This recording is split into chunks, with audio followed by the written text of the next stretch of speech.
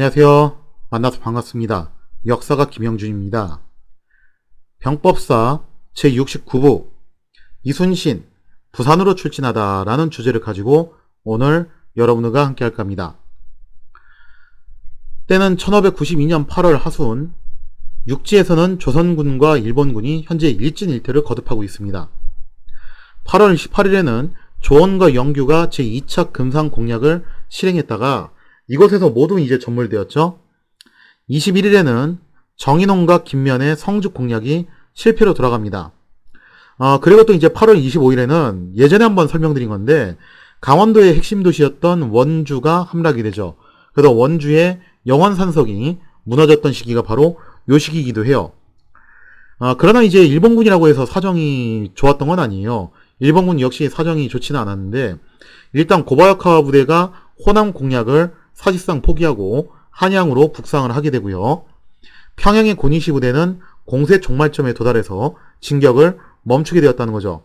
그리고 경상도 지역도 계속 낙동강 라인을 중심으로 조선의 의병과 관군들이 각지를 탈환함에 따라서 조금씩 수세에 몰리는 그런 입장이었다는 겁니다. 이렇게 육지에서 치열한 교전이 벌어지고 있을 무렵 바다에서는 이순신의 주도하에 다시 한번 대대적인 해상작전이 계획되고 있었습니다. 조선 수군이 한산도에서 대승을 거둔 이후 일본 수군은 부산을 중심으로 철저하게 수비로 일관하고 있는 상태였어요. 따라서 조선 수군은 한동안 일본 육군의 호남 공세 현황을 주목하며 전투태세를 가다듬고 있었다라는 거죠. 여기서 이제 이순신에게 있어서 최대의 관건은 뭐였냐면은 일본 수군은 한동안 준동하기가 힘든 상황이고 제일 걱정되는 게 일본의 육군이 호남으로 진출하는 것이 가장 우려스러운 바예요. 만약에 그렇게 되면은 육지 쪽이 밀리게 되면은 수군이라고 해가지고 계속 바다에만 떠 있을 수가 없잖아요, 그죠? 결국 전라 좌수영이 있는 여수도 육지로부터 이제 공격을 받게 되면은 더 이상 수군 기지를 유지할 수가 없게 되고 그렇게 되면은 이순신은 둥지 없는 쇠골이 난다는 거죠. 그러다가 8월 하순이 되면서 일본의 호남 진출은 사실상 거의 좌절됩니다. 그러면서 이제 영남에서는 곽재우, 정인홍, 김면, 권홍수 등의 활약으로 일부 영토가 수복되었고 이런 상황에 고무된 조선수군은 이제 우리가 호남으로 일본군이 밀고 들어와서 육지로부터 공격받는 것은 좀 걱정을 덜었으니까 이참에 우리가 좀 더 공세적으로 나가보자 라는 그런 생각을 하게 됐다는 거죠. 자, 그래서 이제 어떤 얘기가 나오냐면은 아예 적의 근거지라고 할 수 있는 부산을 급습하자라는 결정을 내리게 되었다는 겁니다. 이에 전라 좌수사 이순신을 중심으로 전라 우수사 이혁기 그리고 경상 우수사 원규는 다시금 대규모 연합 함대를 구성을 하게 됐다는 거죠. 때는 8월 25일 조선의 연합 함대는 판옥선 74척, 협선 92척 등 무려 166척에 달하는 엄청난 군세를 직결시키기 시작해요. 자, 조선의 연합 함대는 며칠간 적정을 탐색을 하면서 부산을 향해서 항진하기 시작을 합니다. 당시 일본 수군은 철저히 부산을 수비하는 것으로 일관했기 때문에 조선의 연합함대가 탐색 기간 동안 격침시킨 일본의 군함은 대략 한 6척 정도에 불과를 했죠. 그래서 이런 탐색전 끝에 조선의 연합함대는 사실상 일본군은 거의 모든 전력을 부산에 집중해서 지키고 있고 부산에 주둔하고 있는 일본 수군은 약 8,000명 그리고 이 8,000명의 병력과 함께 무려 430여 척의 함선이 있다는 정보를 입수를 하게 됩니다. 다만 여기서 좀 주의하셔야 될 게 뭐냐면은 여기서 나오는 이 430척이 다 대형 선박은 아닐 거예요. 그게 좀 구분이 안 돼 있는데 아마 대형, 소형, 중형이 좀 적절히 섞여 있을 것이고 그리고 다 전투를 목적으로 만든 군함인지도 좀 명확하진 않아요. 그 중에는 이제 수송선이 상당히 많이 비중을 차지했을 거예요. 왜 그러냐면은 이미 한산도 해전 당시 격침된 일본의 군함이 엄청나기 때문에 단기간에 일본군이 그런 군함을 보충을 했을 리는 없어요. 그렇기 때문에 부산 쪽에 남아있는 거는 대체로 이제 전투가 힘든 수송선일 확률이 상당히 높다라는 거죠. 9월 1일 가덕도를 출발한 조선의 연합함대는 낙동강 하구를 봉쇄하고 부산에 대한 대대적인 공습을 가하기로 결정을 합니다. 자, 조선의 연합함대는 다대포, 서평포, 절영도 등에서 일본의 소규모 함대를 마주치는 족족 격침시키면서 부산포로 진입해 들어가기 시작했다는 거죠. 이게 참 재밌는 게 옛날에 이제 고니시가 처음 조선에 상륙했을 때 왔던 코스가 딱 요 코스잖아요. 절영도, 서평포, 다대포, 부산포 요 코스였는데 그 코스를 이제 그대로 되짚어가지고 조선 수군이 밀고 들어간다고 볼 수 있겠죠. 자, 근데 문제는 이미 일본 수군이 조선 수군에게 정말 여러 차례 뜨거운 맛을 본 상태예요. 그래서 사실상 일본 수군의 경우 해전을 포기하고 육지에서 저항하고자 그렇게 결정을 내리게 됩니다. 이게 뭐 히데요시 방침이기도 했고, 당시 뭐 일본 수군 입장에서는 아마 바다에서 더 이상 이순신하고 맞붙기에는 전의를 이제 이미 상실한 상태였다고 볼 수 있겠죠. 이순신은 일본군이 아직 전투태세를 완전히 갖추지 못한 것을 보고 적들이 대형을 갖추기 전에 속전속결로 끝내야 된다라고 생각을 합니다. 그러니까 옛날에는 밖으로 팍 끄집어내가지고 망망대해로 유인을 한 다음에 거기서 이제 쌈 싸먹었거든요.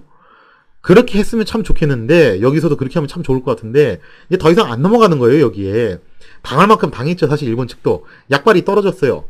그래서 이제 이순신이 그 다음번으로 선택한 게 뭐냐면은 적군이 전투태세를 갖추기 전에 먼저 기습적으로 선제 공격을 가해가지고 속전속결로 끝내자라는 작전으로 전환을 하게 됩니다.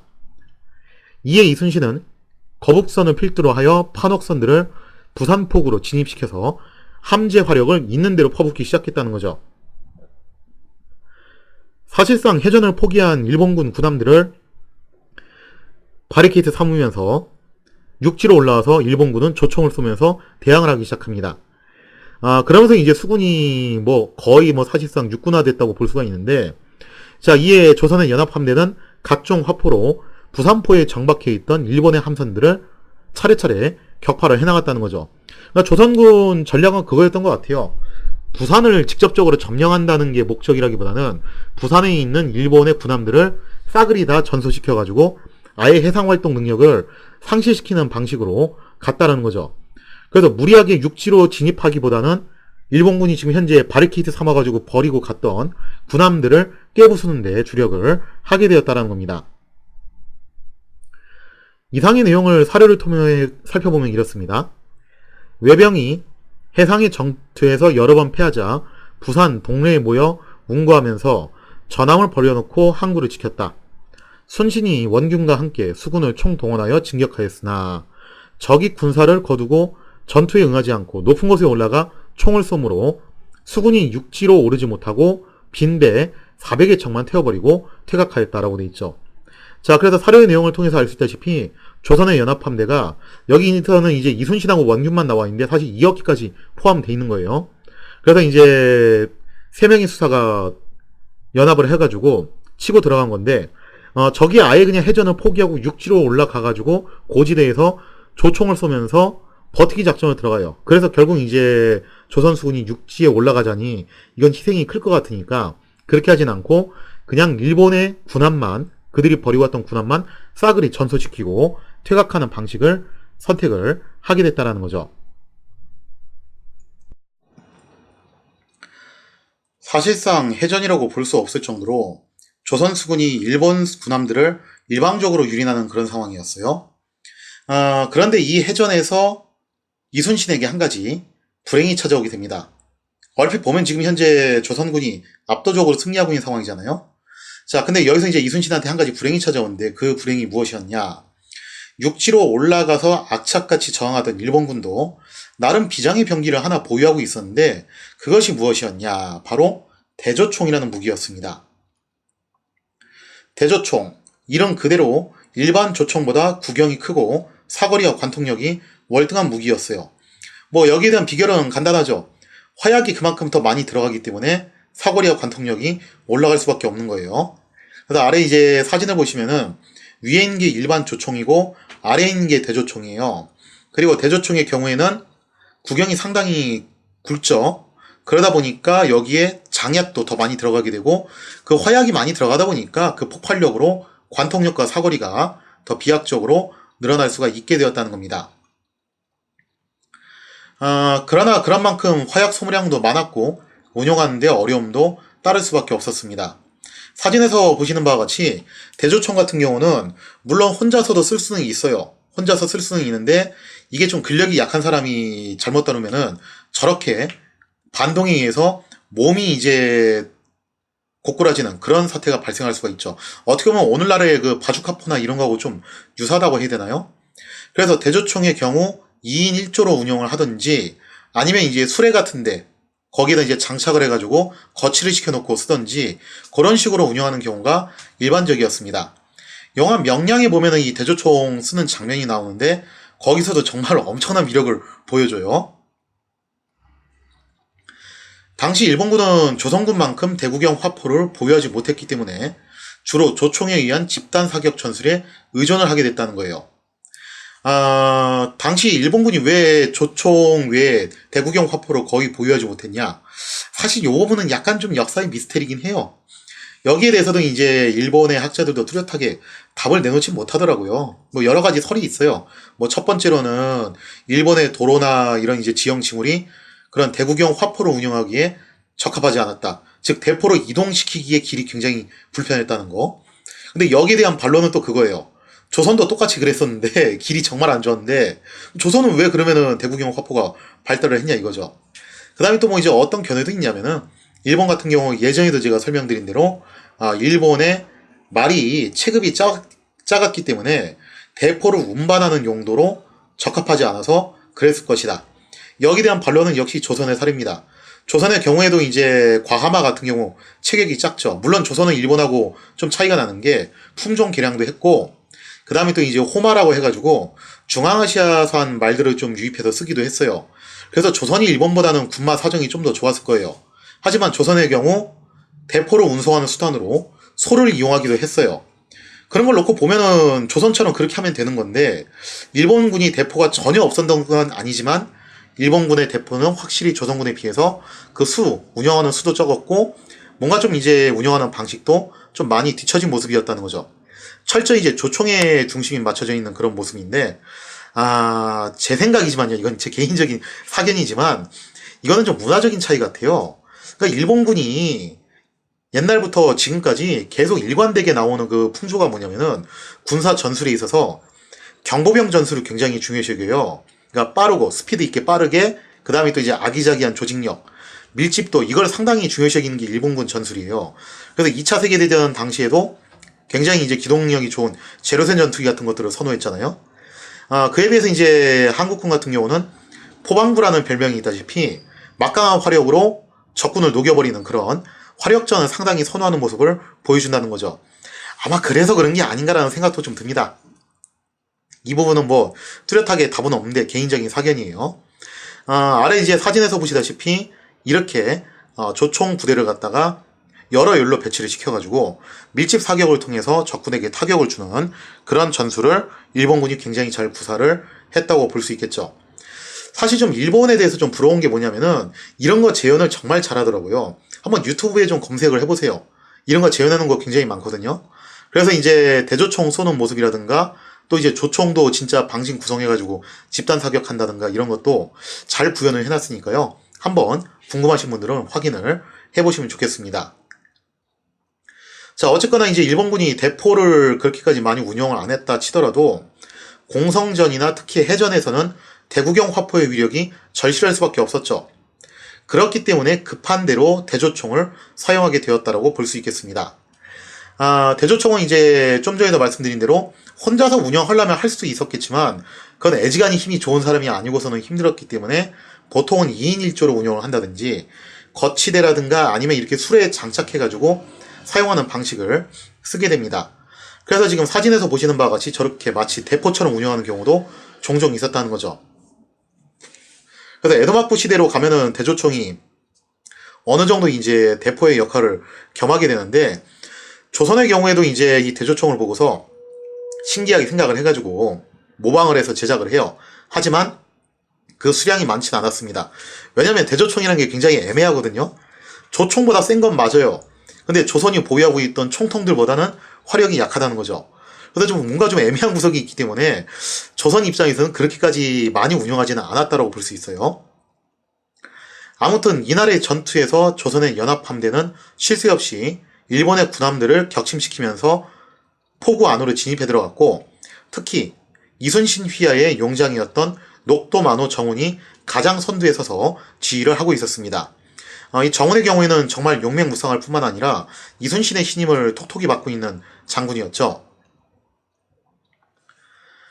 일반적으로 조선이 보유한 화포들은 일본군의 조총보다 사거리가 더 길었기 때문에 조선의 군함들은 일본군이 쏘아대는 조총의 유효 사거리 밖에서 한포전을 전개했을 거예요. 어느 정도 이제 그거를 갖다가 감안을 해서 이제 계산을 하면서 싸웠을 것인데, 그러나 정훈은 전투에 열중한 나머지 계속 앞으로 전진을 했고, 그러다가 불행히도 대조총 사거리에 진입했던 모양입니다. 잠시 후 일본군이 보유한 대조총 하나가 불을 뿜었고, 날아간 탄환은 정말 무시무시한 위력을 보이는데 무려 참나무 방패 3개를 관통한 다음에 쌀 2석을 뚫고 갑옷을 입고 있던 정훈의 몸을 관통해서 결국 정훈은 이 부산포 해전에서 전사를 하게 되었다는 거죠. 이상의 내용을 사료를 통해서 한번 정리를 해보면은 그렇습니다. 충겸이 아뢰기를 이순신 진중에 정훈이란 사람이 그 대포를 맞고 죽었는데, 자, 여기서 말하는 충겸은 을해 당론의 이제 핵심에 서 있었던 인물 중 하나였죠. 바로 그 심충겸이고, 자, 여기서 이제 정훈이 그 대포를 맞고 죽었다라고 돼 있어요. 대조총을 여기서는 대포로 묘사를 했죠. 그 위력이 어느 정도였냐? 참나무 방패 3개를 관통하고도 쌀 2석을 또 뚫고 지나 정훈의 몸을 관통한 다음 선장으로 들어갔다고 하였습니다. 도대체 몇 개를 갖다 뚫고 들어간지 진짜 정말 어마무시한 그런 위력이죠. 자, 그러자 이제 상이 항복한 외노의 큰 조총을 꺼내오게 하여, 자, 여기서 이제 큰 조총, 대조총이라는 이름이 나와요. 즉, 앞에 있는 대포가 여기서 말하는 대조총이라는 것을 알 수가 있겠죠.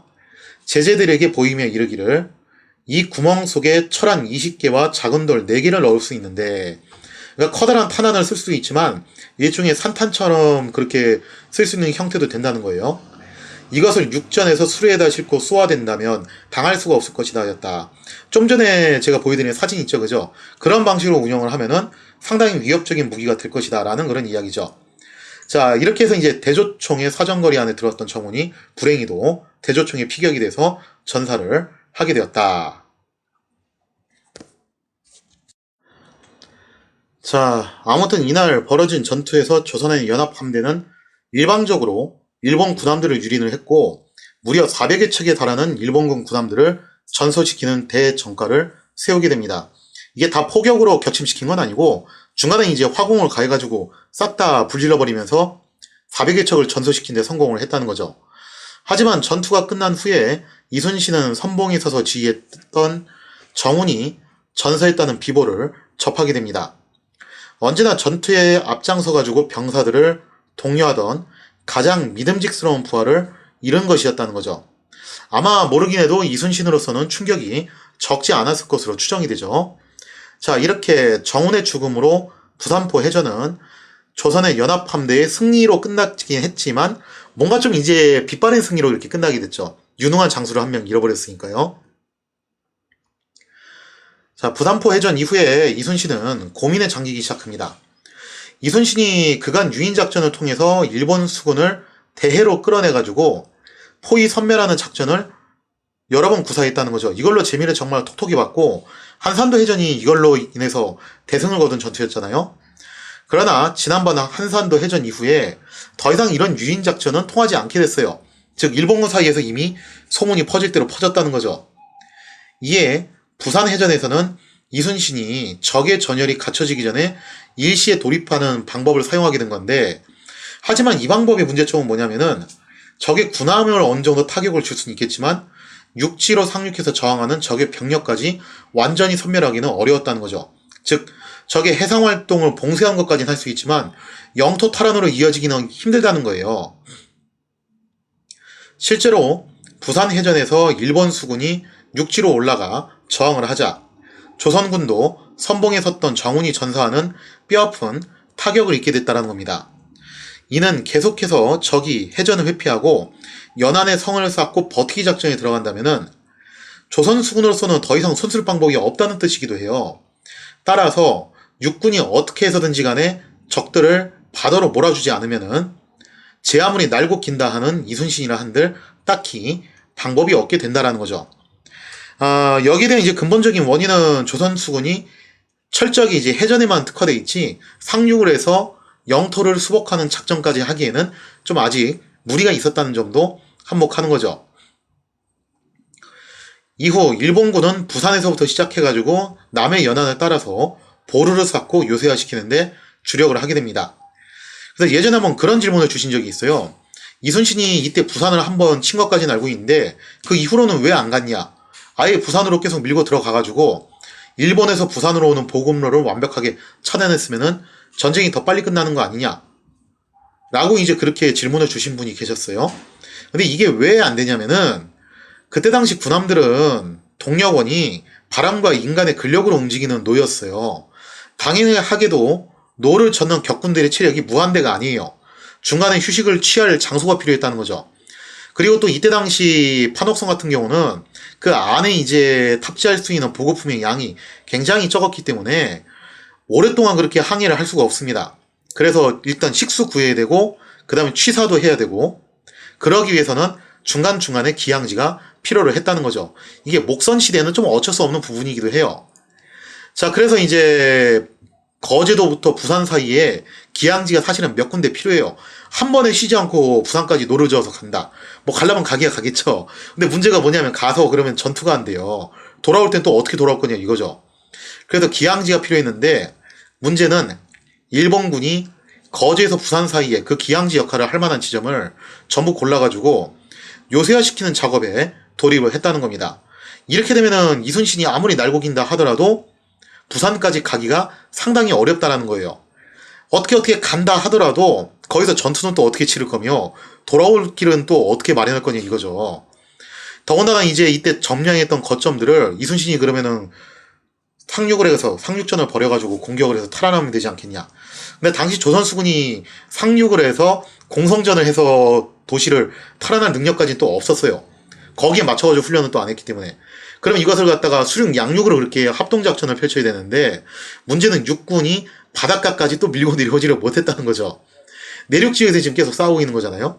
그래서 이래저래 이순신 입장에서는 굉장히 갑갑한 환경이 마련이 됐다고 볼 수가 있겠습니다. 자, 아무튼 이 때문에 조선수군이 확보한 제해권, 여기서 말하는 제해권은 정확하게는 거제도 서쪽이에요. 제해권이 이후로도 이제 계속 거제도 서쪽으로 한정될 수밖에 없었고 더 이상 부산으로의 대규모 원정을 떠나는 것이 어려워졌다는 거죠. 마땅한 기항지 마련하는 것이 힘들다는 거예요. 그렇다고 해서 수군을 이끌고 육지에 위치한 일본군 요새를 향해서 공성전을 벌일 것이냐. 이것도 곤란한 일이죠. 이 시대에 해병대가 있겠어요? 뭐가 있겠어요, 이게. 자, 그래서 이순신은 이 문제점에 대해서 국왕인 선조에게 장기를 올렸고 그래서 지금 현재 수군이 처한 문제점에 대해서 얘기를 해요. 이러저런 이유 때문에 더 이상 이제 부산 쪽으로 작전을 수행하는 것은 좀 어려울 것 같습니다라고 그렇게 보고를 해요. 그리고 조선 조정도 여기에 대해서 이제 어느 정도 납득하고 이해를 했기 때문에 당분간 수군이 이 이상 화력을 보여주기는 힘들다는 것을 인지하게 되었다는 거죠. 자, 이상의 내용을 사료를 통해서 살펴보면은 이렇습니다. 두수가 아래기를, 이 사람이 이제 윤두수죠. 이순신의 장계를 가지고 온 사람이 수전을 할 때는 반드시 외적을 유인하여 바다로 나오게 한 뒤에야 공격할 수 있는데 이게 이순신의 주특기였죠. 지금은 아무리 유인하여도 나오지 않으니 공격할 만한 기회가 없다고 하였습니다. 하니 상이 이르기를 이혁기의 장계를 보아도 역시 이와 같다. 그러니까 이제 이순신만 이렇게 보고한 게 아니라 이혁기도 동일하게 보고를 했다는 거죠. 그러니 수전 역시 할 수 없겠다 하였다. 즉 이 이상 수군이 엄청난 활약을 할 것을 이제 기대하기가 어렵다는 것을 시사하는 대목이죠. 자, 따라서 조선 수군이 남해의 제해권을 장악한다 한들 육군이 육지에 있는 적들을 섬멸하지 못한다면 그것은 결국 반쪽짜리 승리일 수밖에 없다라는 거예요. 그래서 제가 예전부터 누차 조선 육군이 활약을 해줘야 된다. 여기에 좀 더 주목을 해야 된다. 라고 이제 주장을 했던 이유가 바로 이런 부분 때문인데 이후에 이순신이 이끄는 조선 수군은 일본 수군이 거제도를 넘어서 진출하지 못하게 차단하는 데만 집중을 하게 됩니다. 사실 이것만 해도 엄청나게 지금 플러스를 해주고 있는 거죠. 이제 관건은 조선의 육군이 어떻게 일본군을 육지에서 몰아내주느냐 여기에 달려있다라고 볼 수가 있겠죠. 자, 그런데 지금 남부 지방에서는 지금 계속 일진일퇴를 거듭하고 있는 상황이잖아요. 다시 좀 이제 북쪽으로 올라갈 건데 제2차 평양 탈환이 실패한 다음에 지금 현재 조선 조정은 당분간 이제 수비태세로 전환하면서 명예지원군이 올 때까지 버티기 시작해요. 자, 그러나 여기서 이제 일본군이 다시 또 움직입니다. 그러면서 일본군이 본격적으로 황해도 방면으로 치고 들어갔는데 과연 조선군은 황해도를 일본군의 공격으로부터 사수해낼 수 있을 것인가? 거기에 대한 이야기는 다음 시간에 이어서 계속하도록 하겠습니다.